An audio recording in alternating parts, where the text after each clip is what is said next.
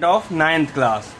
मैं आपको पढ़ा रहा था चैप्टर 5 साइंस का cell, the fundamental unit of life cell. उसमें मैं पहुंच गया था न्यूक्लियस तक।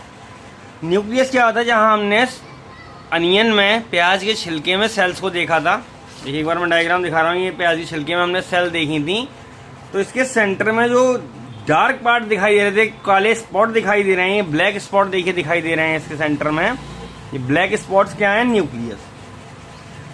तो न्यूक्लियस जो होते हैं, अगर इसको क्लियर देखना चाहिए तो सेल को डार्क करना पड़ता है। इसके लिए हम कौन कौन सी चीज़ें यूज़ करते हैं? आयोडीन सोल्यूशन यूज़ कर सकते हैं, सैफ्रॉन सोल्यूशन यूज़ कर सकते हैं और मिथाइल ब्लू सोल्यूशन यूज़ कर सकते हैं। इसके अलावा अगर देखना है एनिमल सेल को, तो अपने चीक को, दांत, गाल जो होता है अंदर से एक टेबल स्पून लीजिए, टेबल चम्मच लीजिए, आइसक्रीम वाली चम्मच, उससे रगड़िए उसको, उसकी स्लाइड बनाएंगे। उसके ऊपर स्लाइड बनाने के बाद जब हम देखेंगे तो दिखाई देगी हमको animal cell.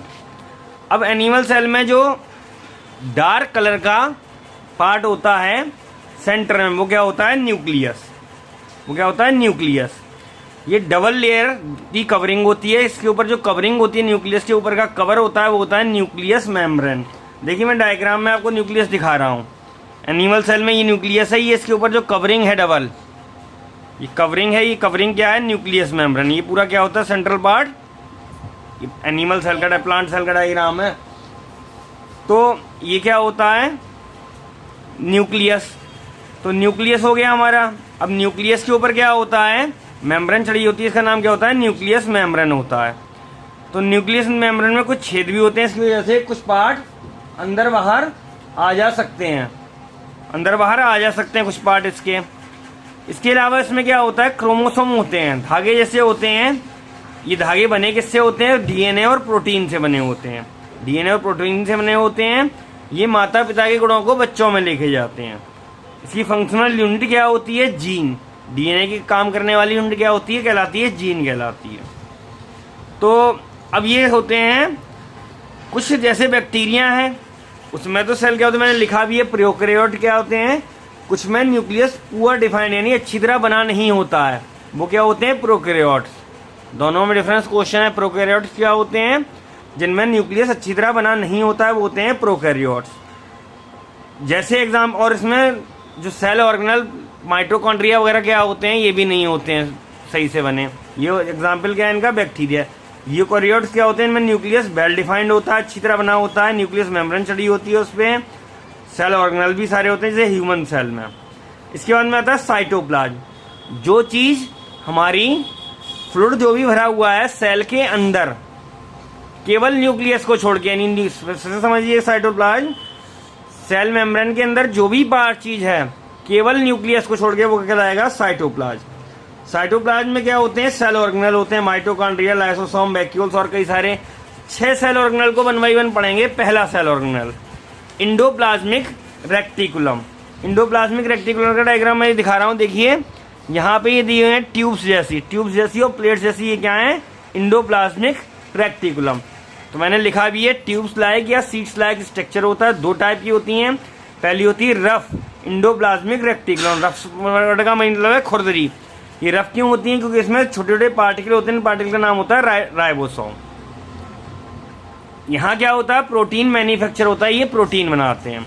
Smooth endoplasmic reticulum का काम क्या होता है? ये मैन्युफैक्चर करते हैं फैट को। तो फैट और प्रोटीन दोनों मिलके क्या बनाते हैं? Cell membrane.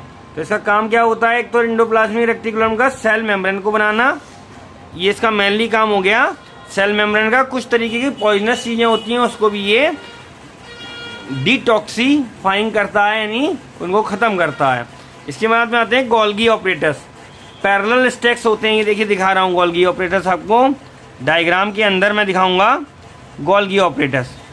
तो गोल्गी ऑपरेटर्स ऐसे बना हुआ डायग्राम, ये देखिए कुछ पैरेलल सीट्स जैसी दी हुई हैं। ये क्या है? Golgi operators. तो मैंने लिखा भी यहाँ पे पैरेलल स्टैक्स जैसे होते हैं, पैक करते हैं और डिस्पैच करते हैं सामान को। अगला आता है तीसरा लाइसोसोम। लाइसोसोम्स क्या होते हैं? इनमें एक थैली जैसी होती है सेल के अंदर, इसका नाम होता है लाइसोसोम। इसमें पावरफुल डाइजेस्टिव एंजाइम्स होते हैं। इतने पावरफुल होते हैं किसी भी चीज़ को डाइजेस्ट कर सकते हैं। तभी कभी हमारे चोट लग जाए तो ये फट जाते हैं और पूरी सेल को ही डाइजेस्ट कर देते हैं इस वजह से क्या होता है, हमको वो सेल ही गल जाती है, उसकी डेथ हो जाती है, इसलिए सुसाइड बैग भी कहलाते हैं। तो सुसाइड बैग कौन से हैं? लाइसोसोम्स। और ट्रांसपोर्ट क्या करते हैं? Endoplasmic reticulum. पैकिंग क्या करते हैं? गोल्गी। और इसके बाद आता है माइटोकॉन्ड्रिया, इसको कहते हैं powerhouse of the cell.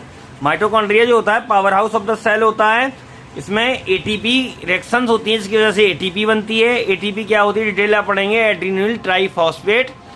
ये एक तरीके से जैसे इन्वर्टर चार्ज होता है वैसे ही हमारी सेल एनर्जी को चार्ज करती है एटीपी की फॉर्म में। प्लास्टिड्स जो केवल प्लांट सेल में पाए जाते हैं, कलर्ड भी होते हैं, ब्लैक एंड वाइट भी होते हैं, इनके अलग कार्ड होते हैं। अगर हरे होते हैं तो क्लोरोप्लास्ट कहलाते हैं। सबको मालूम है क्लोरोफिल जो होता है वो किस काम में आता है? फोटोसिंथेसिस के 5वीं स्टैंडर्ड की साइंस से। वैक्यूल्स क्या होते हैं? प्लांट सेल में बड़े होते हैं, एनिमल सेल में छोटे होते हैं, फ्री स्पेस होते हैं, खाली जगह होती हैं। इसमें क्या होती है, जैसे प्लांट सेल में देखो खाली जगह, ये क्या है? वैक्यूल्स। इसमें ज़्यादा पानी हो जाए या कोई चीज़ स्टोर करनी है लाइफ लॉन्ग तो इसमें स्टोर होती है। तो ये कुल मिला के लाइसोसोम्स क्या होता है? मैंने बताया लाइसोसोम्स होते हैं ये डाइजेस्ट कर सकते हैं किसी चीज़ को। Mitochondria powerhouse of cell होता है, प्लास्टिड कलर होते हैं। और वैक्यूल्स क्या होते हैं? खाली जगहें जिसमें चीज़ें इकट्ठी हो सकती हैं। तो इतने हैं सेल ऑर्गेनल आपके कोर्स में। ये चैप्टर आपका हुआ ख़त्म। 5वें चैप्टर के 3 पेज में ये आपको दिखा रहा हूँ, ये नोट कीजिए। मैं इसको भेज भी दूंगा, 1 पेज, 2 पेज और 3 पेज इसकी फ़ोटो भी साथ में मैं भेज रहा हूँ। तो ये वीडियो मैं आपके लिए भेज रहा हूँ। इस पार्ट के क्वेश्चन आंसर के नोट्स भी मैं आपको जल्दी भेज दूंगा।